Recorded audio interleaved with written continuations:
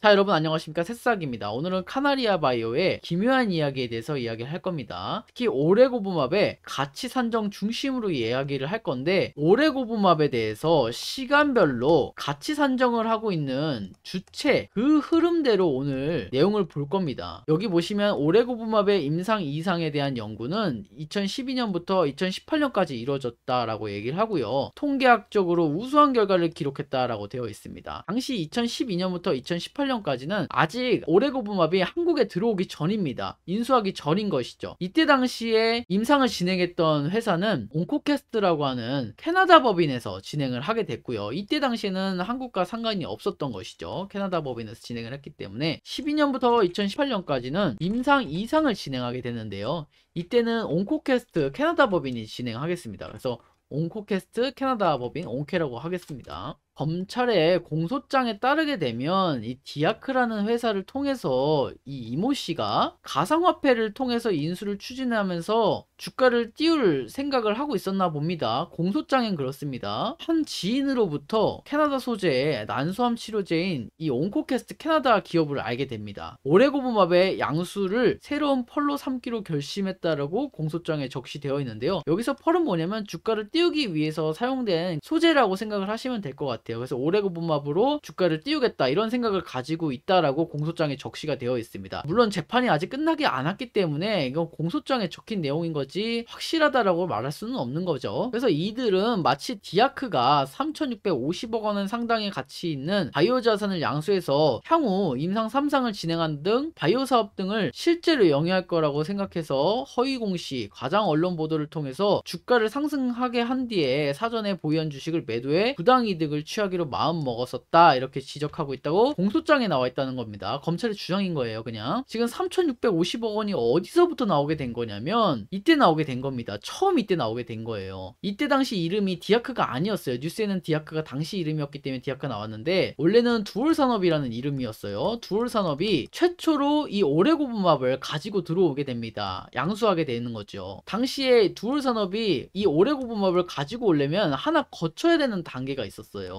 외부 평가 기관의 평가 의뢰서를 받았어야 됩니다. 회계법인에 대해서 무형자산의 가치평가를 의뢰했지만 이들이 요구해온 3천억 상당의 그 평가액 달성이 어렵다는 이유로 거절을 했습니다. 이 사람들이 3천억 인정해줘, 평가서 그렇게 써줘 했는데 첫 번째 회계법인이 거절했다 이겁니다. 그래서 찾아간 곳이 비회계법인입니다. 보고서 써줘 이렇게 얘기를 했는데 이 회계법인에서도 내부 심리에서 평가 금액 과다, 거래 정당성 부족, 감사인의 감사 의견 거절 등의 사유로 불가 판정이 내려졌습니다. 그래서 비회계법인에서도 그렇게 의견 평가서 못 써줘 했던 거죠. 자, 그래서 어디를 찾아갔느냐, 다시 A회계법인의 이름으로 다시 평가 의뢰서를 작성하기 시작한 거죠. A회계법인에서는 이거를 작성하게 해줍니다.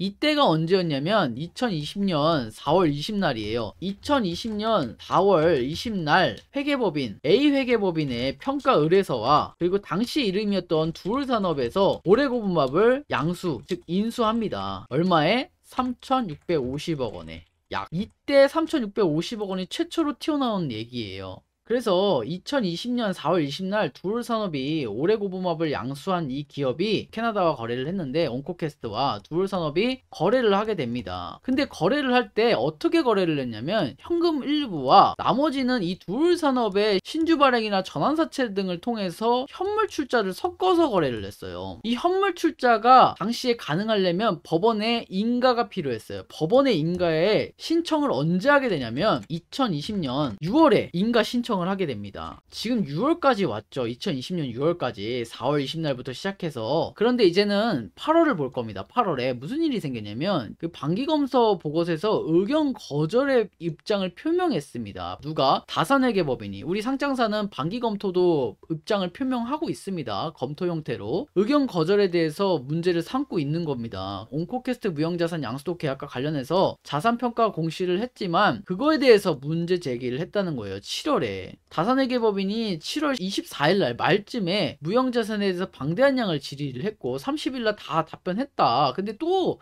8월 달에 추가적인 질의했다. 그랬더니 의견 거절 표명을 했다라는 겁니다. 2020년 7월부터 8월까지 다산회계법인이 반기 검토 의견 거절 표명했다는 겁니다. 당시 2020년 6월 현물 출자에 대해서 허가를 받으려고 법원에 신청해 놓은 상황이었단 말이에요. 그런데 내용을 보시게 되시면 이 디아크는 반기 검토 보고서 의견 거절 이후 다산회계법인이 외부 전문가에 의한 포렌식 조사, 바이오 산업의 전문가 및 평가 전문가의 가치평가 재산정을 요구했다는 겁니다. 니네 반기 검토에서 의견 거절을 했는데 니네 외부 전문가에 대한 포렌식 조사 받아라. 바이오 산업에 대한 전문가 평가 의견에 대한 가치평가 재산정 해라 이렇게 요구했다는 겁니다. 그래서 디아크는 안진회계법인 통해서 수억 원을 들여서 포렌식 조사를 했다 이겁니다. 그리고 결과 문제 없다, 부정거래 관련된 이슈 없다, 그래서 조사 보고서를 받았다라고 얘기를 했는데, 또한 싱가포르 더프앤펠풀스라고 하는 평가기관에서 무형자산 평가 받았고 시장 전망도 이 회계 컨설팅 업체 EY에 맡겼다. 그 결과 4억 원 달러 약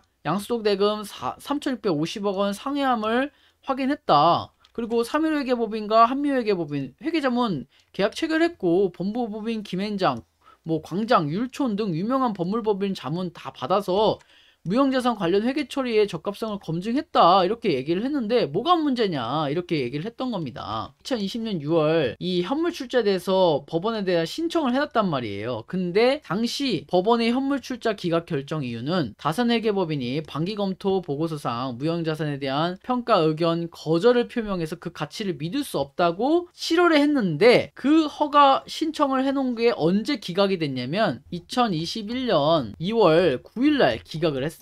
아니 니네 다산회계법인이 반기검토 해가지고 그거 보고 법원이 2월 9일날 기각했다 이겁니다. 21년 2월 9일날 법원에서 이거 안돼 기각했다 이겁니다. 그런데 그 기각을 사유를 확인해 보니까 디아크가 주장하기를 당시 기각 결정 이유는 다산회계법인이 반기검토상 의견 거절 표명했다 이겁니다. 근데 억울한 게 뭐냐, 반기검토 이후에 거절 이후에 외부 전문가에 의한 포렌식 조사도 받았고 바이오 산업 전문가 가치평가까지 다 받았는데 문제 없었는데 니네 왜 자꾸 문제 있었냐고 했냐. 니네 의견 거절 표명으로 인해서 우리 법원에서 기각까지 됐다. 이거 이렇게 주장하고 있는 겁니다. 그런데 이 법원에 기각되기 전에 어떤 일이 있었냐면 8월 31일에 임상 3상 환자 모집에 승인이 되었습니다. FDA로부터. 이런 중간에 내용이 있었다라고만 알아두시면 될 것 같습니다. 그래서 2021년 2월 9일날 법원에 기각을 당했어요. 그리고 2021년 3월 23일날